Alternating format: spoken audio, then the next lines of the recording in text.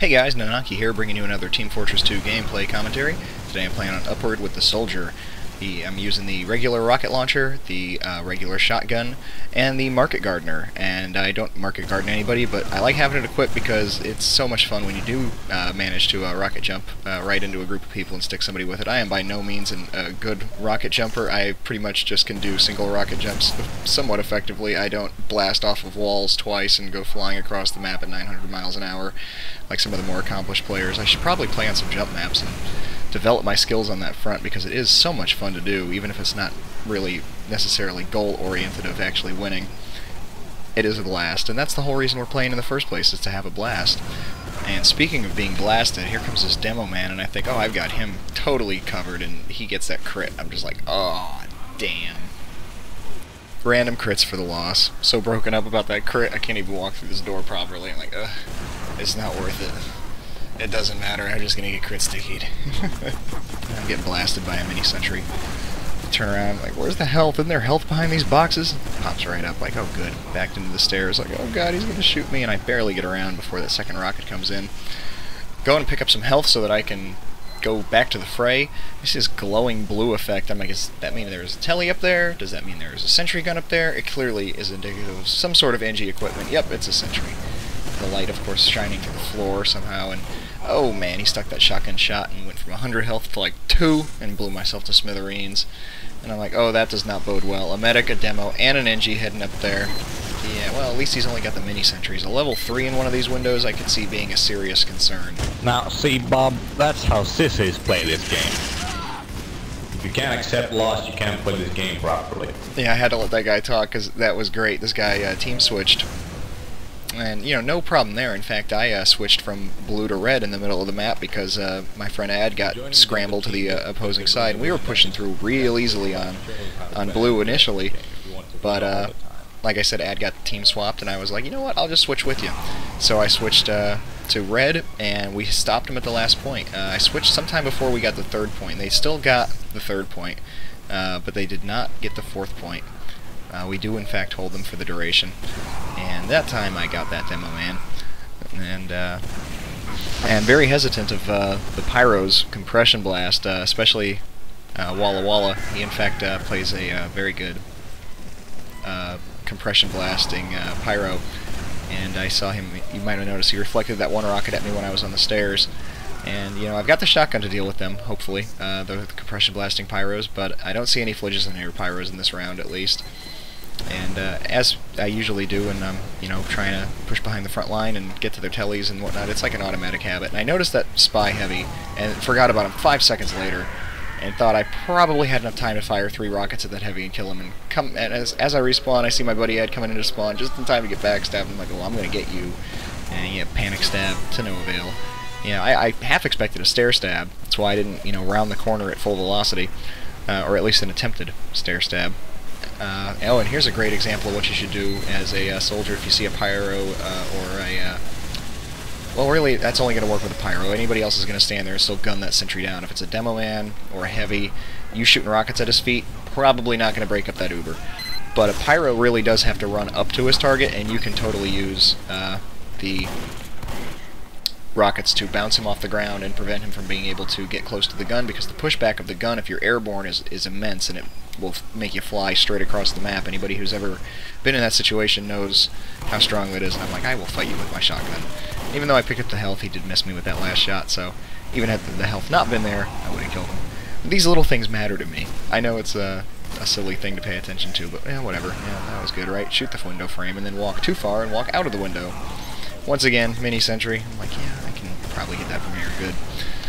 My methodology when I'm playing soldier is to shoot at people's feet to pop them up in the air so they're immobile, and then, you know, either shoot them with another rocket or shoot more rockets toward their feet or shotgun them, whatever the situation calls for. But I don't generally play with the direct hit for that exact reason, because I would just have it, it's so ingrained in me to shoot rockets at your feet that, you know, even if I purposefully focus, like, okay, shoot at the people, I still have the inclination to go for feet. Like, you know, I hit him directly, but then you see in the follow-ups, I'm just going for feet. And there are a million spies in this round. If you haven't noticed, I am blowing up spies left and right. They have a bare minimum of 2. And I know enough about the Frontier Justice to know that I do not want to take those crits from any kind of close range. That's why I hung way back and just lobbed rockets at him like, yeah, don't want any part of that. I love playing NG with the Frontier Justice. That was a nice shot on his part. Now he's kind of cornered, and I'm like, oh, I can totally get him. But yeah, he strafed the right way. You know, half of my aiming, I feel like I'm just trying to predict where people are going to go, and the other half is actually putting the cursor on them. I feel like that's probably left over from the fact that I play so much Demo Man, or have played so much Demo Man, that, you know, you can't really just worry about where the cursor is as far as, you know, having it right on your target. You need to worry about where the object is going to be when it actually gets to the person that you're aiming it at. So that, you know, is real good for rockets, not so good for hit scan weapons. And Deja Vu, there's another mini sentry over here. Once again, you know, gotta love that blast radius, radial damage, because without it I would not take that down so easily. With the direct hit or something, I'd have to obviously look at it, which is still no big deal. It's just a mini sentry, and it takes time to turn around anyway. But all the same. And, you know, at this point in the map, I'm just assuming every single person I see is a spy until proven otherwise, essentially. And that's always the way you should do it, but especially this time around, because there was just so many of them. And, you know, once again, I don't know who he was shooting at or who was chasing him, but no problems there. I'm like, oh god, a spy. Nope, not this time. Yeah, it's important to know that the disguised spies are pretty much immune to all of the various gameplay mechanics on weapons, everything from knockback on explosions. They're immune to that. You don't get uber charge on your uber saw when you hit them, or health back on your Bloodslogger. If you shoot them with the Widowmaker as an NG, you don't get metal back.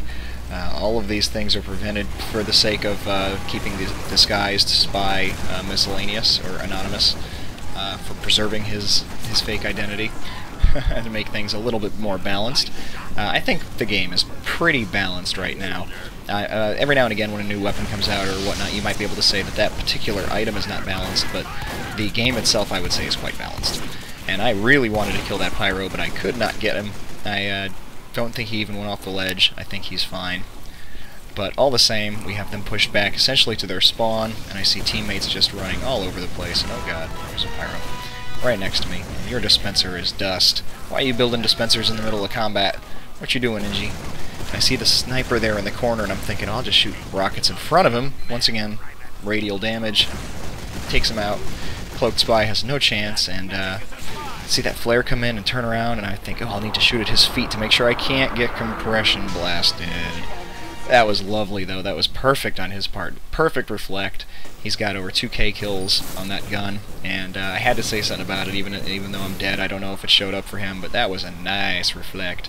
And that's one of the most satisfying things you can do in this game. And I caught just a glimpse of that Demo Man when he was uncloaking or undisguising, and while I was at it, I was like, I'll just turn around and check the other NGs, and randomly see Pyros, you know, running about. I'm like, there wouldn't be a Pyro running up here for no reason. Just fire off a rocket at him. I'm like, yep, he's a spy too. And briefly debated rocket jumping there to try to market garden the guy off the cart, but I don't even think I would have got there before the Pyro and the Heavy. And, you know, yeah, see, that's about the extent of my rocket jumping skills. That right there. And, ooh, long-range crits take me out, but the round is over. And that Heavy is nice and spy aware. You see, our spy didn't even manage to get him. But managed to top the board by a single point. Lucky me. You know, good times, good rounds. Thanks for watching. And now, Bob, you see, a real man stays to the end. Great words of wisdom there, words to live by. And some more here before he goes. And giving up is not an option. And I didn't want to talk over him. But anyway, thanks for watching. Like it if you liked it. Feel free to subscribe. I put out 3 to 4 videos a week, basically every other day if I can manage it. And I will catch you later. Peace.